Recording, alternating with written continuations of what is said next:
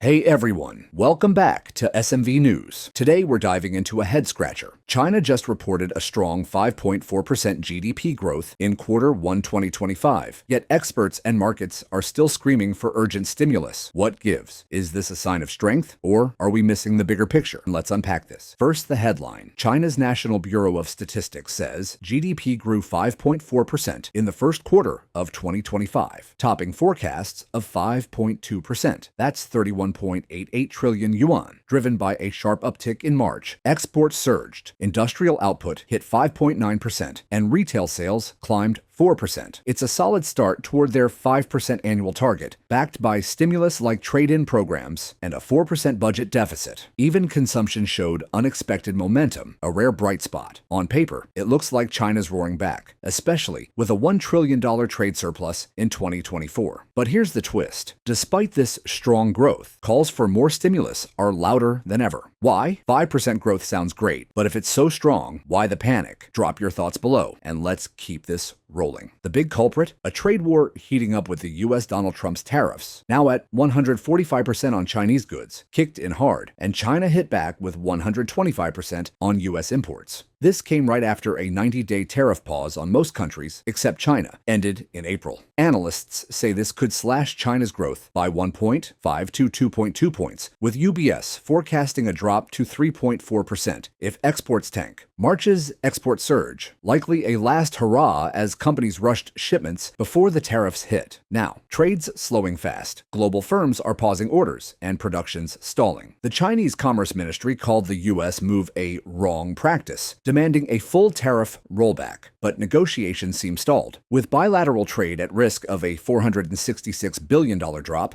Beijing's under pressure to cushion the blow. So the growth's real, but it might be a mirage if tariffs choke exports. Is this just a pre-tariff blip? Tell me what you think in the comments. Beyond tariffs, China's got deeper issues. The property sector's a mess. Investment fell 10% in 2024, and home sales are down 19%. That's a quarter of the economy pre-2020. And with 70% of household wealth tied up in real estate, people aren't spending. Consumer spending's stuck at 44.5% of GDP, far below the 55% pre-pandemic norm. Then there's deflation. Producer prices have dropped for 27 months, and consumer prices barely budged at 0.1% in Q1. Youth unemployment, though underreported, hit 16% recently, and businesses are slashing prices to compete globally. Stimulus like the 10 trillion won debt swap and rate cuts propped up 2024's 5.0% growth, but analysts like Rhodium Group peg it closer to 2.8%, suggesting official numbers might be optimistic. Even with Q1's 5.4%, the economy's wobbling, and that's why markets want more cash, fast. I'm skeptical here. Growth looks good until you see the cracks. Property, deflation, weak demand. Can stimulus fix this? What's your take? Let's hear it. So, what's Beijing doing? They've raised the deficit to 4%, the highest since 2010, and plan 3 trillion won in special bonds. But is it enough? Economists like those at Citi suggest 1.5 trillion more by mid-year, while posts on X are buzzing about a potential 2 trillion yuan package to counter Trump's tariffs. The People's Bank of China's hinted at rate cuts and reserve ratio drops, but details are thin. The catch? Past stimulus, $1.36 trillion